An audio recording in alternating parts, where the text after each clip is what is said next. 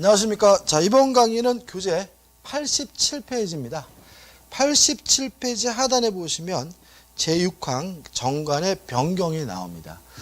의가 나오는데 뭐 특별한 건 없죠. 그죠? 한번 읽어보시면 될 것 같고, 넘겨보시면 이제 사단법인의 정관 변경하고 재단법인의 뭐가 나오죠? 정관 변경이 나와요. 자, 한번 생각을 해보죠.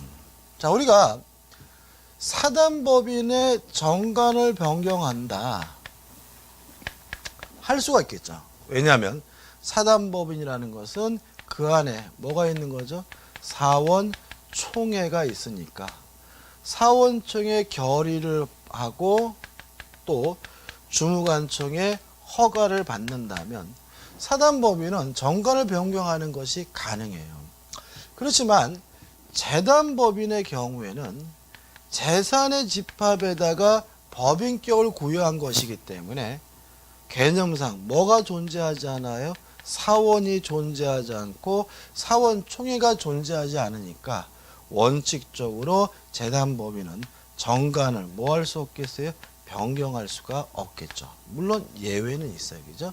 일단 기본적으로 생각해 볼 것은 사단법인의 경우에는 사원총회 결의를 통해서 정관을 변경하는 것이 가능하지만 재단법인은 사원이 존재하지 않기 때문에 사원총회가 존재하지 않기 때문에 원칙적으로 정관을 변경할 수는 없는 것이다라는 생각을 가지고 좀 교재를 들어가도록 하죠.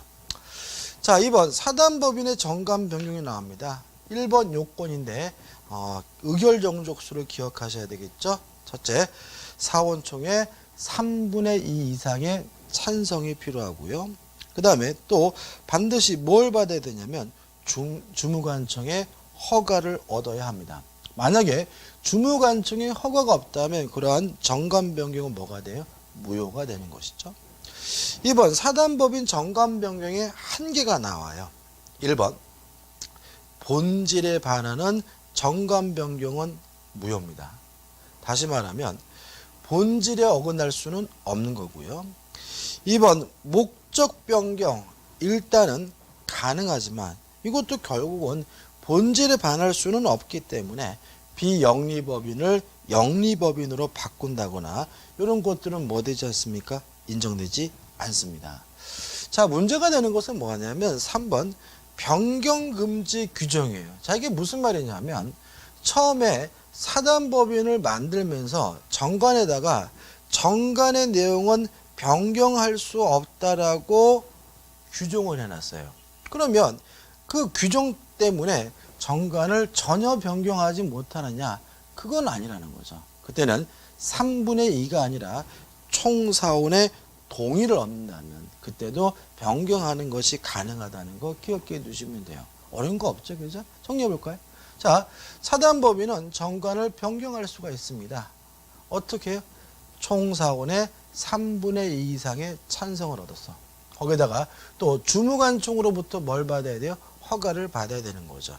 다만 아무리 변경한다 하더라도 사단법인의 본질에 반하는 변경은 허용되지 않고요. 마지막으로 만약에 변경을 못한다라는 금지 규정이 정관에 마련되어 있는 경우는 그럼 못하느냐? 아니다. 이때는 총사원 전원의 동의가 있다면 변경 금지 규정도 뭐 할 수 있어요? 변경하는 것이 가능하다는 것까지 꼭 기억해 두시기 바랍니다. 그 다음에 이제 3번 재단법인의 정관 변경입니다. 자, 일단 원칙적으로 재단법인은 뭐 할 수 없습니까? 정관을 변경할 수가 없습니다. 기본 전제예요. 그러면 항상 못하느냐? 아니다. 첫째, 정관에 변경할 수 있도록 규정을 두고 있다면 이때는 예외적으로 정관을 변경하는 것이 가능하고요. 두 번째, 자, 문제가 있습니다. 지금 정관의 기재사항에서 명칭도 정관의 기재사항이고요. 사무소 소재지도 정관의 기재사항이거든요. 그럼 만약에 논리에 따른다면 재단법인은 정관을 변경할 수가 없으니까 사무소 소재지를 변경할 수가 없으니까 무엇도 가지 못해요? 이사도 가지 못한다는 말도 안 되는 논리가 생기는 거죠. 따라서 명칭이나 사무소 소재지는 변경하는 것이 가능하고요. 그 다음에 세 번째, 특별한 경우다. 요건이 필요한데 일정한 경우에는 목적 기타 등도 변경하는 것이 가능할 수 있다는 거 좀 주의하시기 바랍니다. 자, 45조가 나와 있죠. 그죠? 45조 지금 제가 열심히 떠든 내용이 나왔으니까 한번 읽어보시기 바라고, 이러한 세 가지 경우의 정관을 변경하는 경우에도 우측에 2번 해가지고 재단법인의 정관은 주무관청의 허가를 받아야 변경할 수가 있는데, 요거는 허가가 아니라 뭐죠? 인가라는 게 판례 입장입니다. 차이점이 뭔가요? 만약 이것이 법에 규정되어 있는 것처럼 허가로 판단된다면 주무관청에서 싫다라고 뭐 할 수 있어요? 거부할 수 있다는 거죠. 이 문제에 대해서 우리 판례는 우측에 대원 판례가 나와 있지만 이거는 뭐죠? 허가가 아니라 뭐예요? 인가이기 때문에 법적 요건을 갖췄다면 주무관청은 거부하지 못하고 해줘야 된다는 말이니까 좀 기억해 두시기 바랍니다. 그 다음 이제 중요한 것이 나왔네요. 우측 하단에 뭐죠? 3번 기본재산입니다. 자, 우리가 정관 기재사항에서 뭘 공부했냐면 자산에 관한 것도 정관의 뭐죠? 규정이에요. 그러면 재단법인이 기본재산을 팔아먹거나 처분하는 거나 또는 기본재산을 취득한다면 결국 그 사항에 대해서 자산에 관한 사항이니까 정관에 뭐 해야 돼요? 기재를 해야 되겠죠. 그러면 이 재산을 처분하고 취득하는 것은 결국 무엇을 초래하게 되는 거죠? 정관 변경을 초래하게 된다는 거죠. 따라서 이것도 실질적으로는 정관 변경이기 때문에 반드시 주무관청으로부터 뭘 받아야 돼요? 허가를 받아야 된다는 거 꼭 기억해 두시기 바랍니다. 다시 한번요. 정관의 기재사항에서 자산에 관한 사항은 정관의 기재사항입니다. 따라서 재단법인이 기본재산을 처분하거나 또는 기본재산을 취득하게 되면 실질적으로 뭐가 변경되는 거죠? 자산이 변경되니까 결국은 정관 변경을 초래하게 된다는 거죠. 따라서 재단법인은 기본재산을 처분하는 경우에도 주무관청의 허가를 받아야 되고요. 또 기본재산을 취득하는 경우에도 주무관청에 뭘 받아야 됩니까? 허가를 받아야 됨을 꼭 기억해 두시기 바랍니다. 그래서 양가로 1번 해가지고 나와 있는 내용이 그런 내용이니까 한번 꼭 읽어보시기 바라고요. 처분할 때도 물론 허가, 취득할 때도 뭘 받아야 돼요? 허가를 받아야 되는 것이죠. 끝입니다. 자, 넘겨보시면 이제 뭐가 나옵니까? 기본 예제 해가지고 올해 시험 문제가 나옵니다. 풀어볼까요? 자, 90페이지입니다. 민법상 사단법인에 관한 설명으로 옳지 않은 것은 1번 정관의 변경은 주무관청의 허가를 얻지 아니하면 그 효력이 없다. 다시 말하면 정관을 변경하려면 주무관청으로부터 뭘 받아야 돼요? 허가를 받아야 되는 거죠. 3번부터 볼게요. 3번 사원 자격의 득실에 관한 규정은 사단법인 정관의 필요적 기재사항이다. 맞죠? 이거는 사단법인에만 필요적 기재사항이죠. 4번 법인은 그 주된 사무소 소재지에서 설립 등기함으로써 성립한다. 맞죠? 다시 말하면 법인이 성립되고 권리 능력을 취득하려면 뭘 하면 되는 거죠? 설립 등기를 하면 되는 거죠. 5번 법인은 법률의 규정에 쫓아 정관으로 정한 목적 범위 내에서 권리와 의무의 주체가 된다. 맞죠? 왜요? 법인도 뭐가 있습니까? 권리 능력이 있기 때문에. 그래서 2번을 제외하고는 나머지 지문들은 아주 뭐예요? 평이한 지문인 거죠. 그래서 2번 지문이 좀 까다롭긴 하지만 충분히 2번이 뭐죠? 2번이 답이라는 것을 유추해낼 수가 있어요. 자, 2번은 어떤 거냐면 이런 문제입니다. 예를 들어 가지고 정관에, 쉽게 말씀드리면 정관에 빨간색이라고 규정을 두고 있었어요. 근데 명백히 빨간색이라고 규정되어 있는데 사원총회에서 어떤 결의를 했냐면 빨간색이 아니라 노란색이라고 결의를 했어요. 말이 안 되죠, 그죠? 그래서 좀 받아들이잔 말이죠. 그럼 결과적으로 정관에는 빨간색이라고 되어 있는데 사원청에서 노란색이라고 결의했다면 이 사원청회가 뭔 짓을 한 거예요? 정관의 내용을 변경한 거죠. 다른 예를 들까요? 정관에는 엄마라고 되어 있어요. 근데 사원청회에서는 뭐라고요? 엄마가 아니라 아빠라고 결의를 했어요. 이게. 그러면 실질적으로 사원청회는 지금 뭘 하고 있는 거예요? 정관을 변경하고 있는 거죠. 따라서 이것도 실질적으로 정관의 변경이니까 몇 분의 몇 이상의 찬성이 필요해요? 3분의 2 이상의 찬성이 필요한 거고요. 실질적으로 뭐예요? 정관의 변경이니까 주무관청의 허가를 얻어야 되는 것이죠.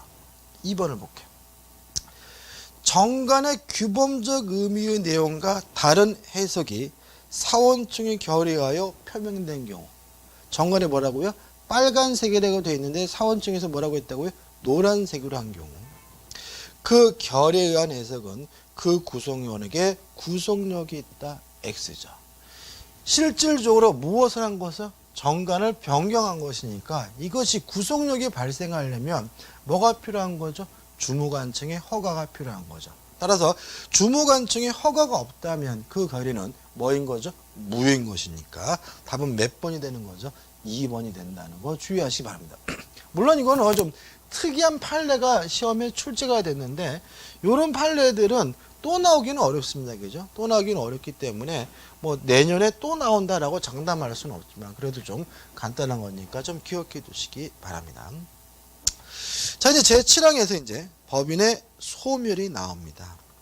일단 법인의 소멸의 의의가 나오는데 결국 법인의 권리 능력이 소멸되는 것이 뭐죠? 법인의 소멸인 거죠. 일단 먼저 결론부터 말씀드리면 법인은 권리 능력을 언제 취득하냐면요. 설립 등기를 했을 때죠. 다시 말하면 법인은 설립 등기를 하는 순간 권리와 의무의 주체가 되고요. 설립 등기를 하게 되면 권리 능력을 갖는 거죠. 그러면 법인의 권리 능력은 언제 소멸되느냐? 이 문제에 대해서 우리 판례는 해산 결의 등기를 했을 때 법인이 권리 능력이 소멸되는 거다. X. 또는 청산에 대한 종결 등기를 했을 때 권리 능력이 소멸되는 거다. 이것도 뭐예요? X입니다. 이 문제에 대해서 우리 판례는 실질적으로 모든 사무를 종결했을 때, 다 끝냈을 때 그때 비로소 권리 능력이 소멸된다는 것이 우리 판례의 입장입니다. 따라서 아무리 법인에 대한 해산 결의 등기라든 또는 청산 종결 등기라든 등기를 했더라도 아직 실질적으로 뭐가 남아 있다면요, 사무가 종결되고 있지 않고 있다면 그때는 권리 능력이 소멸되지 않는다고 봐요. 그래서 권리 능력을 취득하는 시점은 설립 등기를 하는 순간 권리 능력을 취득하지만 권리 능력이 소멸되는 시점은 청산 사무가 종료됐다. 실질적으로 모든 사무가 끝났을 때 권리 능력이 소멸된다는 거 꼭 기억해 두시기 바랍니다. 아주 잘 내겠죠. 자, 2번 법인의 해산이 나옵니다. 일단 77조 해가지고 법인의 해산 사유가 나와 있는데 하단에 보시면 사단법인과 재단법인의 공통된 해산 사유가 나와요. 1. 존속기간의 만료, 기타 정관에 정한 해산 사유의 발생이죠. 2. 법인의 목적 달성 또는 달성의 불능. 예를 들어 가지고 통일 문제를 연구하겠다라고 비영리 법인을 만들어 놨는데 통일이 됐어요. 그럼 굳이 통일이 됐는데 통일 문제를 연구할 필요는 없겠죠. 이렇게 목적이 달성되면 뭐가 되는 거죠? 법인은 해산해야 되는 거죠. 또 반대로 달성이 불능하더라도 뭐죠? 법인은 해산해야 되겠죠. 3번 파산, 4번 설립허가의 취소입니다. 요 네 가지 사유는 사단법인과 재단법인의 뭐죠? 공통된 해산 사유예요. 이해되시죠? 그 다음 우측에 2번. 사단법인에만 특이한 해산 사유. 임의 해산이죠. 사원충의 결의를 통한 해산인 거죠. 다시 말하면 재단법인의 경우에는 사원총회가 없으니까 사원총회 결의를 통해서 재단법인을 해산할 수는 없어요. 사단법인만 임의적으로 사원총회 결의를 통해서 해산할 수가 있는데 의결정족수는 4분의 3 이상의 찬성입니다. 따라서 4분의 3 이상의 찬성이 있으면 그때는 사단법인은 뭐 할 수 있습니까? 이미 해산할 수 있음을 주의하시기 바랍니다. 그 다음에 주의할 점이 동그라미 띠 1번 와가지고 2번이 나와 있는데, 첫째, 사단법인이 존속하기 위해서 사원은 몇 명이 있으면 되느냐에 대해서 우리 판례는 1명입니다. 따라서 사단법인은 사원이 몇 명만 있다면요, 사원이 1명만 있다면 계속해서 뭐 할 수 있어요? 존속할 수가 있어요. 여기서 조심할 논리가 있는데, 사단법인은 사람의 집합에다가 법인격을 인정한 거니까 사단법인이 설립되려면 반드시 사람의 집합이어야 돼요. 따라서 최소한 몇 명 이상해야 되냐면 2명 이상해야 되는 겁니다. 이해되시죠? 설립할 때는. 다만 이미 설립된 사단법인이 존속하기 위해서는 사원이 몇 명만 있으면 돼요? 1명만 있으면 된다는 것이 우리 판례 입장임을 주의하시기 바라고요. 그 다음에 그러면 결국은 1명이 있으면 존속할 수 있지만 사원이 존재하지 않고 있다면 이 사단법인은 뭘 해야 돼요? 해산을 해야 되겠죠. 그죠? 당연한 얘기입니다. 조심할 것은 이사가 1명도 없어요. 그래도 사단법인은 해산하지 않고 계속해서 존속되게 됨을 주의하시기 바랍니다. 왜냐하면 이사가 1명도 없다면 그때는 뭘 선임하면 돼요? 임시 이사를 선임하면 그만이니까요. 그 다음에 2번은 뭐예요? 해산 결의를 할 때는 하겠다 말겠다라고 결론을 확실하게 해야 돼요. 따라서 기한부나 또는 조건부 해산 결의는 허용되지 않는다는 것도 꼭 기억해 두시기 바랍니다.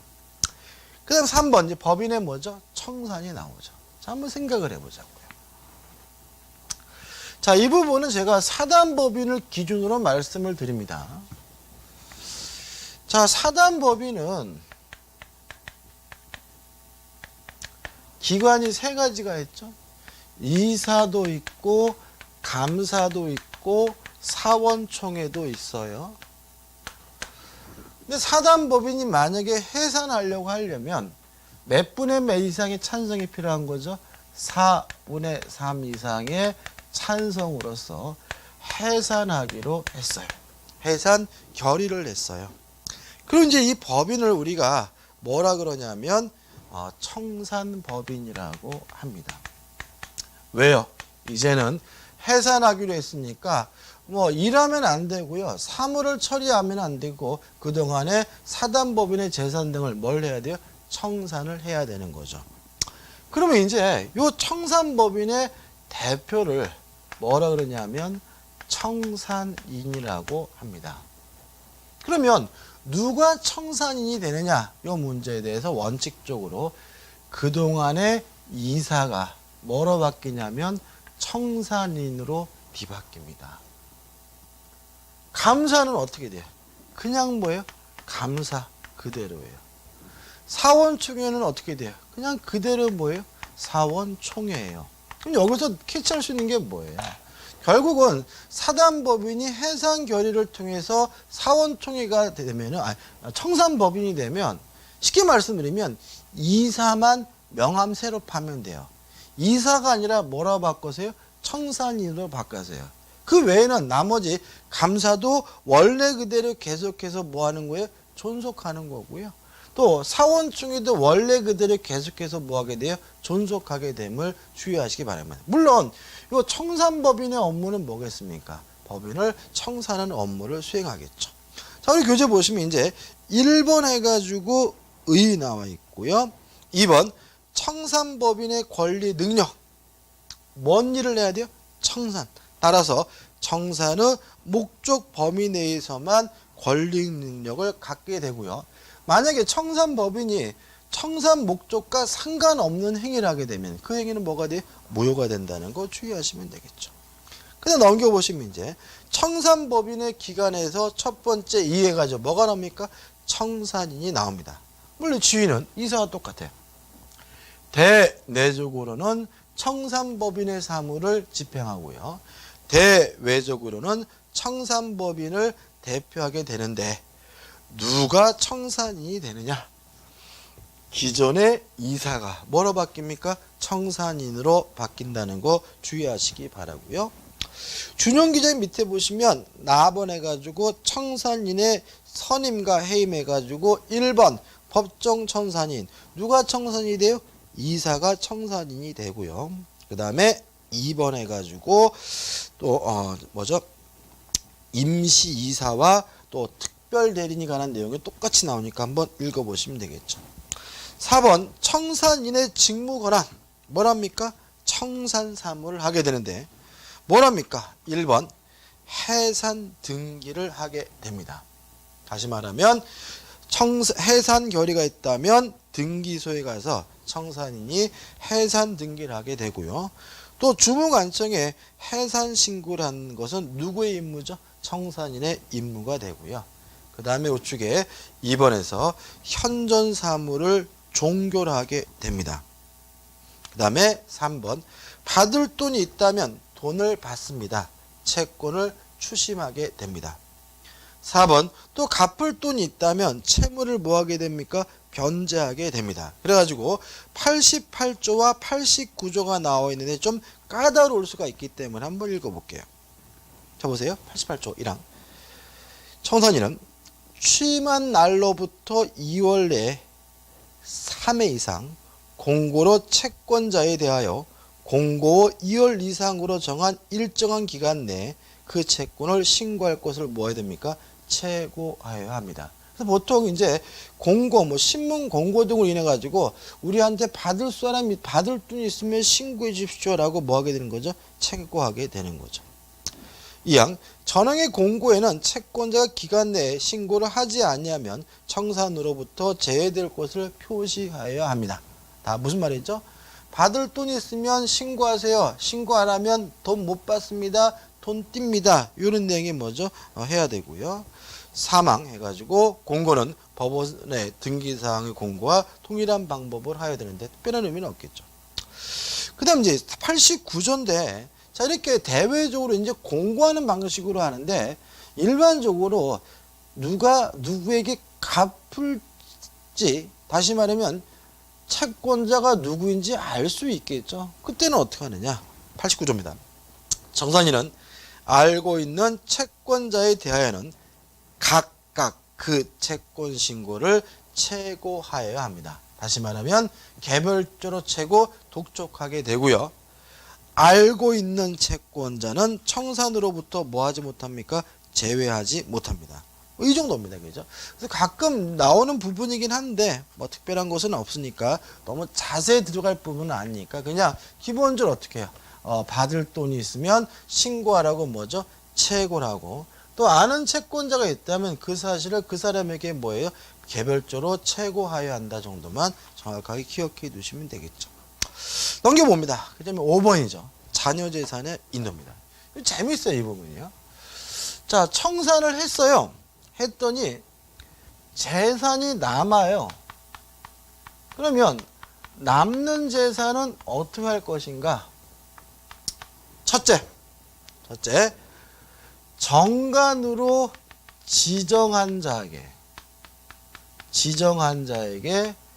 뭐죠? 자녀 재산을 줍니다. 만약에 정관으로 기재한 사람이 없다면 그때는 어떻게 할 것이냐? 또는이겠죠.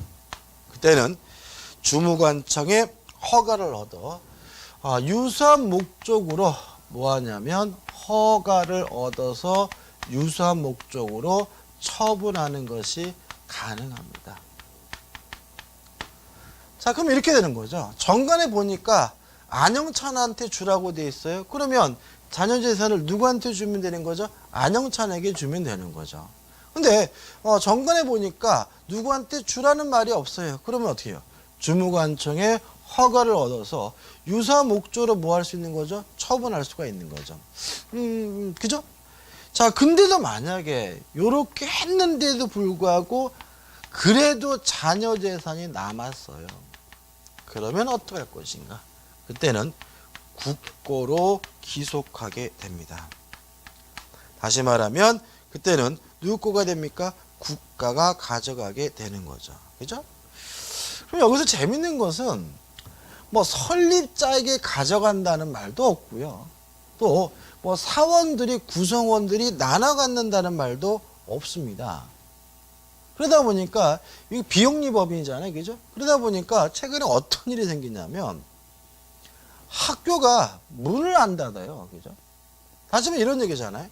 우리가 지방에 이제 대학들이 굉장히 많은데 요새 어려운 대학들이 많거든요. 그래서 정원을 채우지 못해가지고 교육부로부터 페널티를 받거나 이런 분들이 많은데 그러면 그 대학의 설립자 입장에서는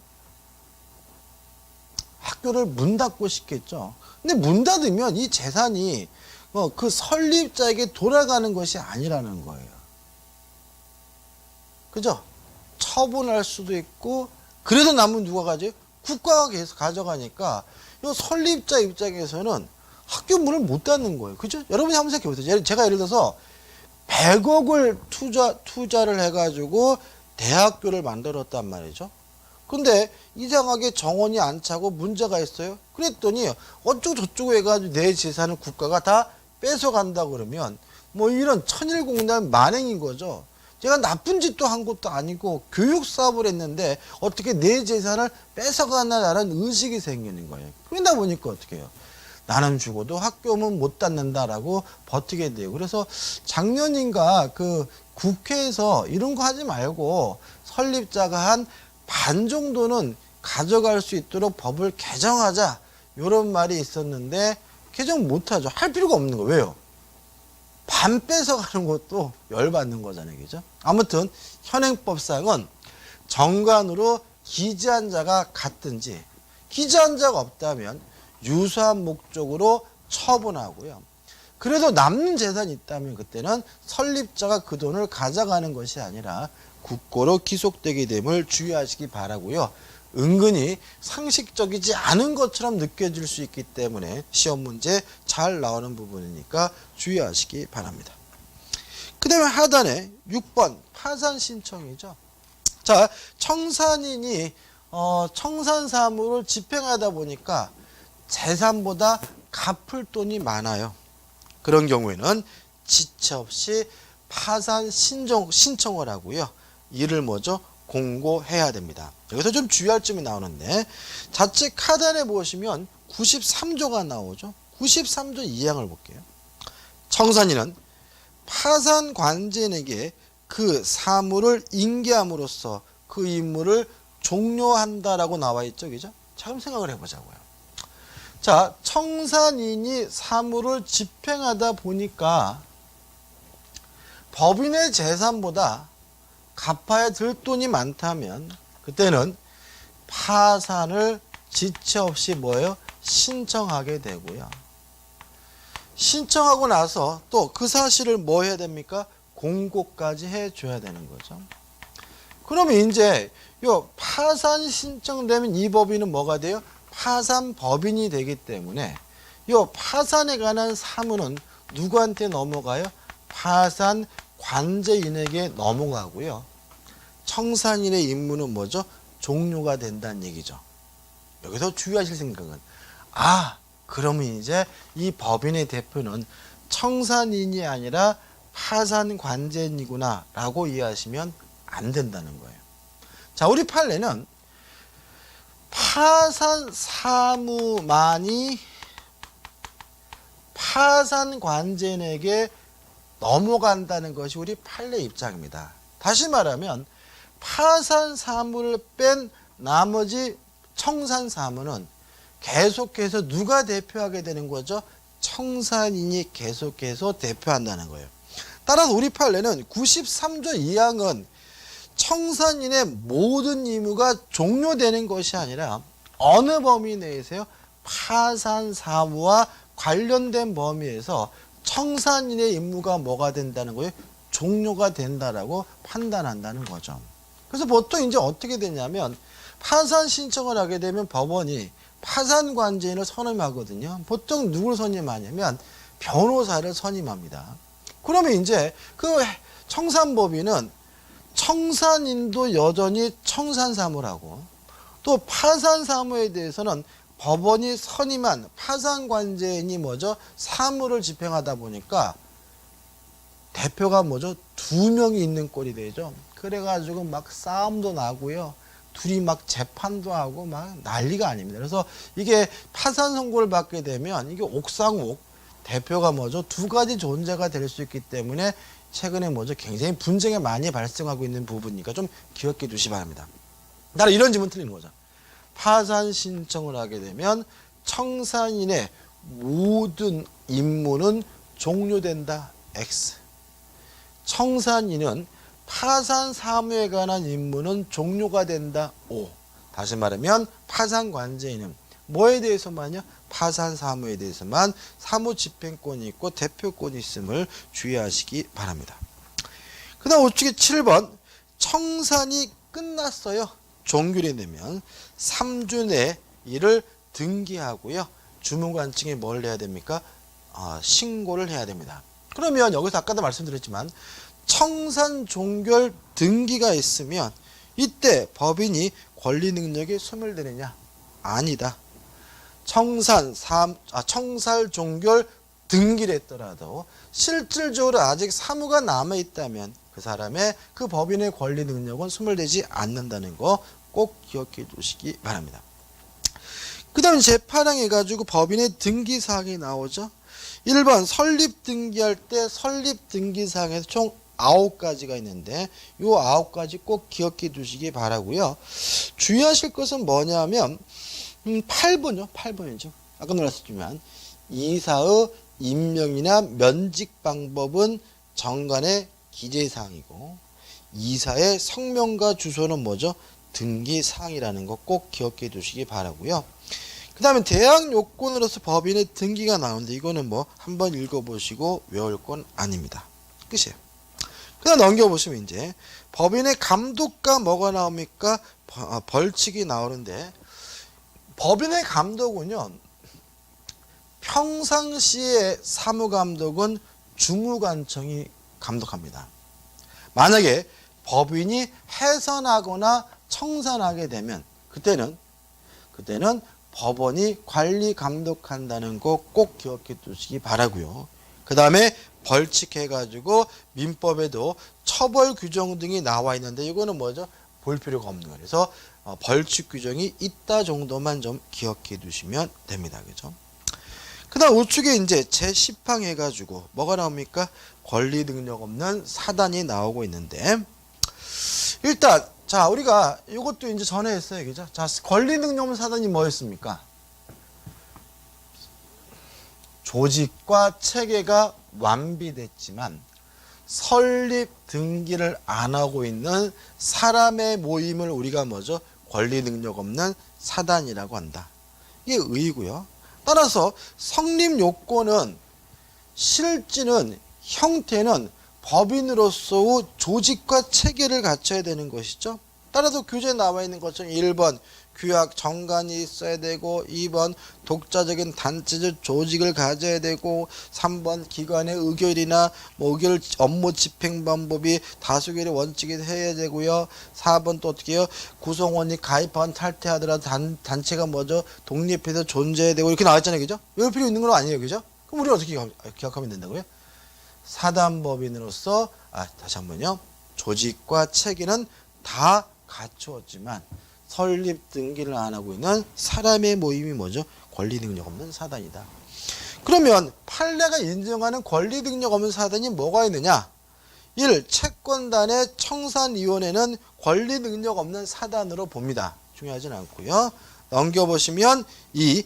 아파트 입주자 대표회의에 이것도 뭐죠? 권리 능력 없는 사단을 봅니다. 그 다음에 3. 주택조합 4. 자원부락 6. 어청계 7. 문정종중 8. 종단 소속이 아닌 사찰이 아닌 사찰 이렇게 나와 있는데 제가 권리 능력 없는 사단에 대해서 가장 중요한 얘기가 뭐였죠? 교회와 종종 두 가지만 꼭 기억해 두시면 돼요. 그 다음에 권리 능력 없는 사단의 법적 주의 가족 1. 사단법인에 관한 민법 규정이 어떻게 해요? 유추 적용이 됩니다. 다시 말하면 법인의 본질에 해당하는 것이 아니라면 권리 능력 없는 사단에 대해서도 법에 관한 민법 규정이 뭐가 돼요? 유추 적용되고요. 큰 틀만 기억하시면 되는 부분이고 그 다음에 하단에 2번 소송상 당사자 능력과 등기 능력, 등기 당사자 능력 인증. 이 부분은 좀 주의하셔야 되는데. 자, 법인 아닌 사단, 권리 능력 없는 사단은 말 그대로 권리 능력이 없습니다. 따라서 권리를 가질 수는 없는 거죠. 다만 법인 아닌 사단에게도 무엇은 인정되냐면 당사자 능력은 인정이 됩니다. 따라서 법인 아닌 사단도요. 첫째, 소송의 당사자가 될 수 있다. 소송 당사자 능력이 될 수가 있고요. 또 등기의 당사자가 될 수 있다. 등기 당사자 능력, 등기 능력이 인정이 됩니다. 따라서 만약에 법인 아닌 사단이 소송을 제기하려면 법인 아닌 사단 자체 이름으로 소송을 제기할 수가 있습니다. 왜냐하면 법인 아닌 사단에게도 뭐가 인정이 돼요? 소송 당사자 능력, 원고, 피고가 될 수가 있으니까요. 또 법인 아닌 사단이 아파트가 있거나 토지가 있어서 등기하고자 할 때는 법인 아닌 사단 자체 이름으로 등기할 수가 있습니다. 다시 말하면 등기 명인이 될 수가 있습니다. 왜냐하면 법인 아닌 사단도 등기에 대한 당사자 능력이 인정되게 됨을 주의하시기 바랍니다. 끝이죠. 그 다음 우측에 4번 권리 능력 없는 사단의 재산 기속관계가 나옵니다. 요거는요 우리가 나중에 물권법에서 공동소유에서 좀 포괄적으로 기억해 두셔야 되는데 일단 이렇게 좀 기억하자고요. 일단 이 부분에서 법인 아닌 사단하면 뭘 떠오르시는 게 좋으냐면 교회를 떠오르시기 바라고요. 일단 법인 아닌 사단의 소유 형태는 총유입니다. 총유. 그러니까 총유라는 말 자체가 뭐냐면 법인 아닌 사단의 소유 형태가 뭐죠? 총유입니다.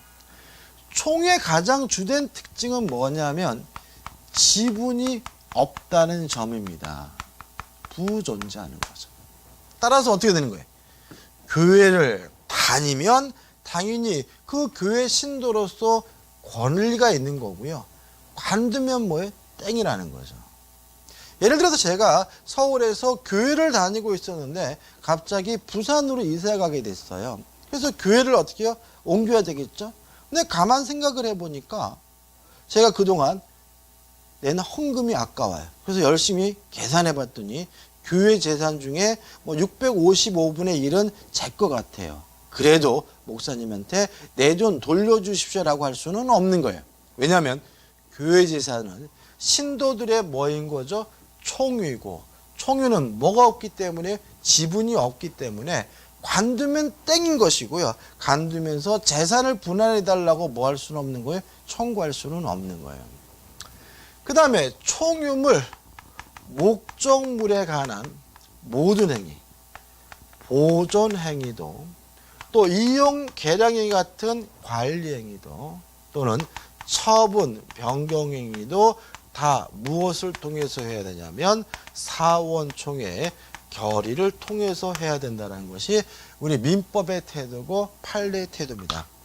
특히 요 총유물에 관한 보존 행위도 총유자가 개별적으로 각자가 하는 것이 아니라 사원총회의 결의를 통해서 한다는 거 꼭 기억해 두시기 바랍니다. 이것이 먼저 기본적인 내용이고 숙제될 사항이에요. 자, 근데 문제는 중간에 이제 뭐가 나오냐면 관련 판례가 나오고요. 이 판례는 대단히 뭐죠? 중요한 판례고 아주 시험 문제 잘 나와요. 작년에도 올해도 나왔단 말이죠. 자, 사실관계는 이렇습니다. 제가 지금 말씀드리는 것은 특정 종파와 상관이 없습니다. 원래 말에는 종파가 이런 종파 아닙니다. 그냥 저는 교회를 안 다니기 때문에 몰라서 말씀드리는 거예요. 오해하지 마시고. 자, 교회가 있었어요. 교회가 있었는데 예를 들어서 이 교회가 장로교라고 가정을 해볼게요. 원래는 아닙니다. 근데 이 장로교에 있는데 이 교회의 김 목사라는 분이 이 장로교 총회 측하고 트러블이 생겼어요. 그래가지고 화딱지가 나니까 어떤 선언을 하게 되냐면 우리는 더 이상 장로교를 안 한다. 우리 교회는 감리교로 간다라고 선언을 하게 됩니다. 김 목사가. 이해되시죠? 그랬더니 그 밑에 같이 목회 활동을 하고 있던 김 전도사라는 분이 아니 화딱지가 난다고 어떻게 신앙을 바꿀 수가 있습니까? 그죠? 우리는 계속 장로교를 고수해야 됩니다라고 주장을 하게 돼요.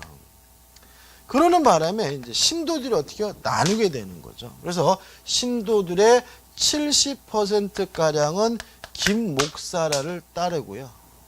30%가량은 김 전도사 측을 따르게 됩니다.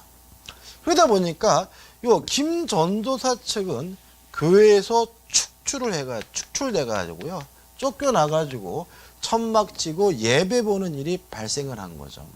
이해되시죠? 그죠? 자, 김 전도사 측에서는 좀 억울했겠죠? 그죠? 알아봤어요. 알아봤더니 교회 재산은 목사님의 개인 재산이 아니라 신도들의 공동소유 총유고 가장 중요한 특징은 뭐가 없다는 거죠? 지분이 없다는 거죠. 관두면 땡이라는 거죠. 따라서 만약에 김 목사 측의 이러한 행위, 장로교에서 감리교로 가는 행위를 교회를 탈퇴하는 것으로 평가된다면 교회에서 쫓겨나야 될 사람은 김 목사 측이 아닌가라는 생각을 하게 됩니다. 그래서 요 김 전도사 측에서 김 목사 측을 상대로 교회를 명도해달라, 돌려달라라고 소송을 제기하게 됩니다. 이해되시죠? 그죠? 어떤 상황이죠? 그죠? 자, 그래서 재판을 하게 됩니다. 판례입니다. 결론입니다. 자, 우리 판례는 교회는 신도들의 총유고 지분이 없는 것이니까 신도들이 탈퇴하게 되면 그 교회 재산은 원칙적으로 남아있는 잔존하는 교인들의 총유가 된다라는 걸 일단 명시를 합니다. 간두면 뭐죠? 땡이라는 거죠. 그럼 여기까지 놓고 보면 누가 이긴 것 같아요? 김 전도사 측이 승수한 것 같죠. 다만 예외를 인정합니다.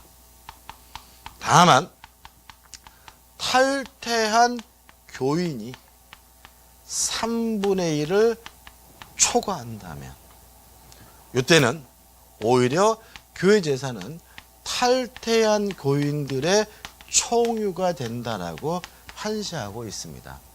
따라서 이 사례에서는 탈퇴한 교인이 몇 퍼센트예요? 70%, 3분의 1을 초과했기 때문에 교회 재산은 남아있는 김 전도사 측의 재산이 아니라 탈퇴한 김 목사 측의 재산이므로 교회를 명도해 줄 필요가 없다라는 것이 우리 판례의 입장입니다. 그럼 여기서 특징이 나옵니다. 교회 재산은 네 거 아니면 내 거인 거예요. 다시 말하면 교회가 신도들의 숫자별로 뭐 될 수는 없어요? 분열될 수는 없는 거예요. 왜요? 총유는 뭐가 없기 때문에 지분 자체가 없기 때문에 그런 거죠. 다시 말하면 원칙적으로 남아있는 신도들의 겁니다. 총유입니다. 다만 탈퇴한 교인들이 몇 분의 몇을 넘으면요 3분의 1을 넘으면 누구 거가 돼요?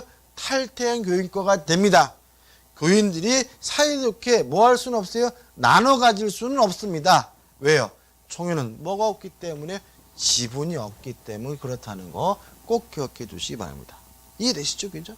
그래서 최근에 이제 어떤 문제가 있냐면 교회에서 이제 이렇게 신도들이 다툼이 생기는 경우가 있잖아요. 제가 전에 보니까 양충은 목동에서도 최근에 있었는데, 그러니까 그러면 마음에 안 들면 관둬야 되는데 관두질 않는 거예요. 왜요? 관두면 뭐죠? 땡이니까. 만약에 관두고 싶으면 교회 신도를 몇 분의 몇을 교섭해야 돼요? 3분의 2 이상을 교섭해야 되는 거잖아요. 이 만만치 않잖아요. 더더군다나 만약에 두 세력이 뭐죠? 비등비등한 상태라면 관두면 땡이라는 의식이 있으니까 계속 그 안에서 뭐죠? 다툼이 일어나고 막 그러는 거죠. 그래가지고 요 판례가 굉장히 비판을 많이 받습니다. 도대체 사건을 해결하지 못한다는 거죠. 그래서 좀 꼭 기억해 두시기 바랍니다. 자, 그럼 넘겨볼게요. 넘겨보시면 이제 뭐가 나오냐면 올해 시험 문제가 나와요. 자, 법인 아닌 사단에 관한 설명으로 옳지 않은 것은 1번 법인 아닌 사단 명의로 부동산을 등기할 수 있다. 맞아요. 왜요? 법인 아닌 사단도 뭐가 있습니까? 등기 당사자 능력이 인정되니까. 2번 공동주택의 입주자 대표회의는 대표적인 뭐죠? 법인 아닌 사단인 거죠. 4번부터 볼까요? 4번 소집 절차에 하자가 있어 그 효력을 인정할 수 없는 종쟁 초래의 경우라도 후에 적법하게 소집된 종종총회에서 이를 추인하면 처음부터 유효가 된다는 지문은 맞는 지문인데 큰 의미는 없고요. 5번 법인 아닌 사단의 재산 기속관계는 그 구성원의 총유이므로 맞죠? 구성원은 사단 내부의 규약 등에 의하여 정해진 바에 따라 총유물을 뭐 할 수 있겠어요? 사용 수익할 수 있겠죠. 답은 뭐예요? 2번이죠. 법인 아닌 사단의 교회가 두 개로 분열되고 이미 X예요. 교회는 뭐가 될 수가 없습니까? 분열될 수가 없습니다. 그래서 볼까요? 분열되기 전 교회 재산이 분열된 각 교회 구성원들에게 각각 총유적으로 귀속된 형태의 교회 분열을 허용된다. X입니다. 교회는 뭐 될 수 없습니까? 분열될 수가 없습니다. 네 거 아니면 뭐죠? 내 겁니다. 원칙적으로 남아있는 교인들의 총유가 되든 아니면 3분의 1을 초과해서 탈퇴한 교인들의 총유가 되든 둘 중에 하나로 결정된 문제이지 교회는 분열될 수가 없습니다. 왜요? 총유는 뭐가 없기 때문에 지분이 없기 때문에 그런 거죠. 그 다음에 이제 제11항 해가지고 권리 능력 없는 재단이 나오는데 뭐 특별한 건 없습니다. 일단 의의는 뭔가요? 재단법인으로서 형식은 갖추고 있지만 설립 등기를 안 하고 있는 재산의 집합을 우리가 뭐죠? 재단법인이라고 하고요. 재단법인도 권리 능력 없는 재단도 당사자 능력이 인정이 됩니다. 따라서 양가로 1번 해가지고 소송 당사자 능력이 인정된다는 판례가 나와 있고요. 양가로 2번 해가지고 권리 능력 없는 재산의 귀속에 대해서는 민법에 아무런 규정을 두고 있지 않습니다. 따라서 이것은 그냥 해석으로만 해결할 수밖에 없는 판례도 없는 상태입니다. 그냥 재단의 단독 소유에 속한다고 이해하시면 돼요. 중요한 건 아닙니다. 그죠? 자, 그럼 뭐라고? 어떻게 되는 거죠? 재단법인의 실질은 갖추고 있지만 재단법인으로서 설립 등기를 하지 않고 있는 걸 우리가 뭐라고 그래요? 권리 능력 없는 재단이라고 하고요. 권리 능력은 없습니다. 그렇지만 당사자 능력은 인정된다는 정도만 기억하시면 되겠죠. 자, 이번 강의 여기까지 하고요. 다음 강의 때 이어가도록 하겠습니다. 감사합니다.